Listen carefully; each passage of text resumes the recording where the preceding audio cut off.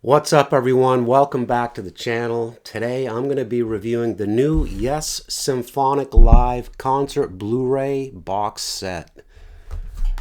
This new edition comes in a small square cardboard case that includes not only the Blu-ray and 2 remastered CDs of the concert, but also 5 art cards, a double-sided poster, which I'm not going to open, and a 16-page booklet featuring the artwork of Bob Cesca, which is basically what the poster is. Cesca, who also created the artwork for Yes Magnification album and the Symphonic Live CDs and DVD, discusses his work in a short essay included in the booklet. So when I first picked up this concert on DVD back in 2002, I was honestly a little skeptical of the whole rock band meets symphony orchestra concept. I mean, up to that point, the results had been pretty damn hit or miss. But fast forward almost 25 years, and it feels like damn near every band, especially metal bands, has released a symphony-backed concert at some point. We've seen it from the likes of Dream Theater, Deep Purple, Scorpions, Collective Soul, Metallica, even Kiss, for Christ's sakes. Where this approach really works best is with bands that were already weaving orchestral arrangements into their music, such as the Beatles and the Moody Blues, for instance. Up until this point, Yes had only really used a small orchestra during the recording of their second album, Time and a Word, but they did routinely use mellotron and synthesizers to achieve similar symphonic textures on most of their follow-up albums.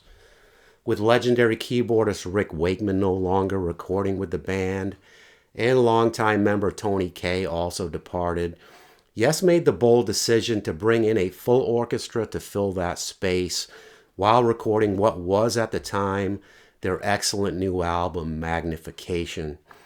And if you caught Yes on the 2002 Full Circle tour with Wakeman back in the lineup, you'll probably agree it ended up being a pretty even trade-off. Since the Magnification album turned out so damn well, Yes decided to see how it would sound live with their classic songs as well, and the results are quite impressive.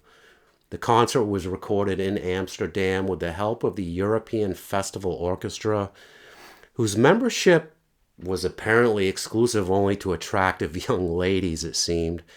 I may have seen a few dudes up there in the corner wielding a giant tuba or something, but you get my drift. During the decade leading up to this concert, Yes had reformed the classic lineup of John Anderson, Steve Howe, Chris Squire, and Alan White. Rick Wakeman had also recorded and toured with them, but they basically featured a revolving door of keyboardists around that time. Their keyboardist for the moment of this concert was Tom Breslin, who does a mighty respectable job here, although he is somewhat overshadowed by the orchestration at times. Breslin has also been the keyboardist for the band Kansas since 2018, and he's pretty awesome there. It was inspiring to see such a great band like Yes make such a grand comeback this late in their careers. Many people had written them off after a few mediocre albums and major personnel changes throughout the 90s, but this concert Blu-ray amply demonstrates that they could still be one of the best live bands in the world when they actually get their shit together.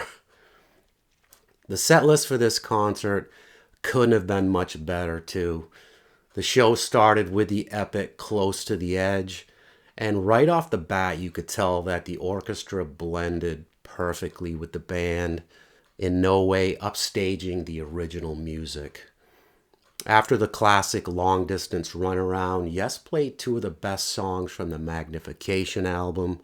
The first one, Don't Go, is a catchy little pop song with some really nice harmony vocals. It would have fit perfectly on the 90125 album, actually. Coming in at just over 10 minutes in length, In the Presence Of ranks right up there with the other great Yes epics.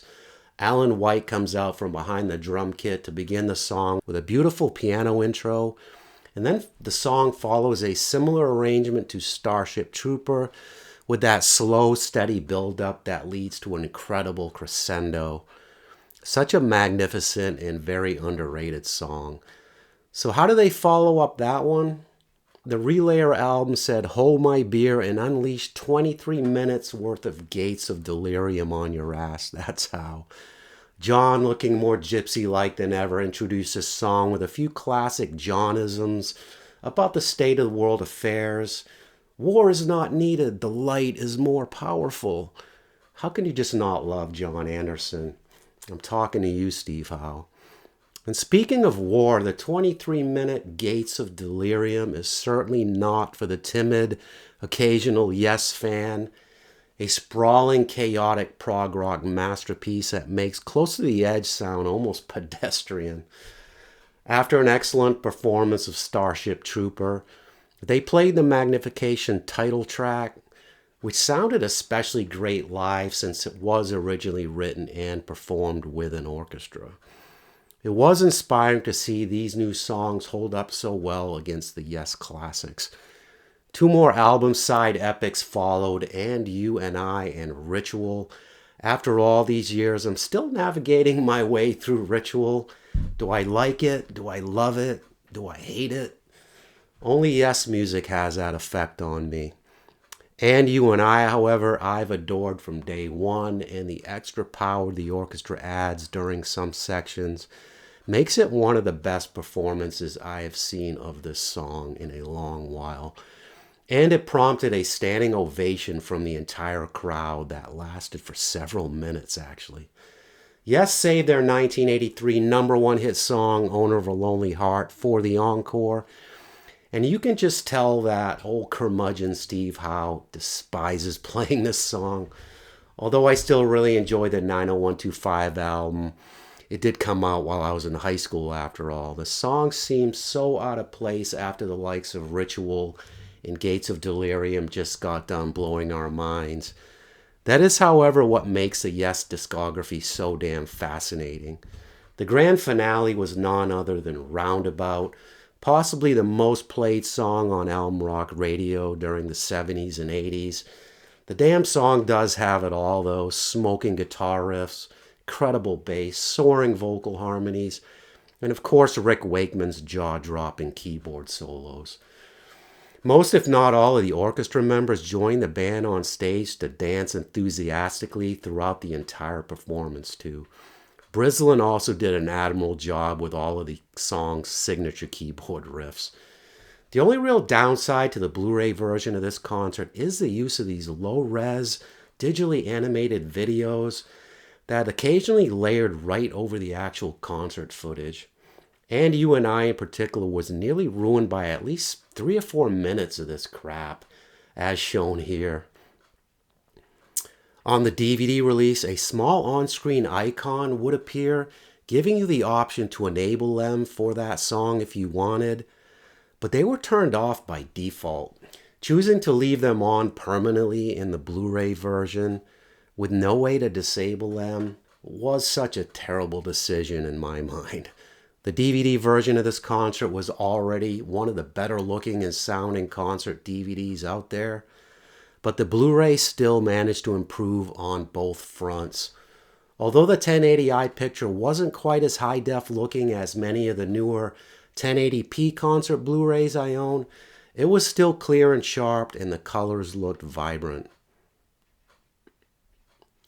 The big selling point of the Blu-ray edition, however, is the DTS HD Master Audio Mix, which blended the band and orchestra perfectly and provided a nice, spacious concert soundstage. Dolby Digital 5.1 surround and LPCM 2.0 mixes were also provided and both sounded very good. Bonus features included the 32-minute Dreamtime behind-the-scenes documentary and the promo video for the song Don't Go. The setlist shown here featured 14 songs, and the total runtime was an impressive 177 minutes. So as for my ratings of this concert Blu-ray, my overall production rating is a 9 out of 10, and my overall performance rating is an 8 out of 10. So what else can I say for a group of guys all in their 50s? They played like they'd caught a second wind and were genuinely loving every minute of being in Yes again. At the center of it all was the late great Chris Squire, anchoring the band with his incredible bass work, strong vocals, and that unmistakable stage presence. I already miss being able to see him perform live anymore, but thankfully we have a plethora of great concert videos like this one to remember him by. All right, that's it for me today. Let me know your thoughts on Yes Symphonic Live in the comments. And please don't forget to like and subscribe for more. Thanks, and catch you guys next time.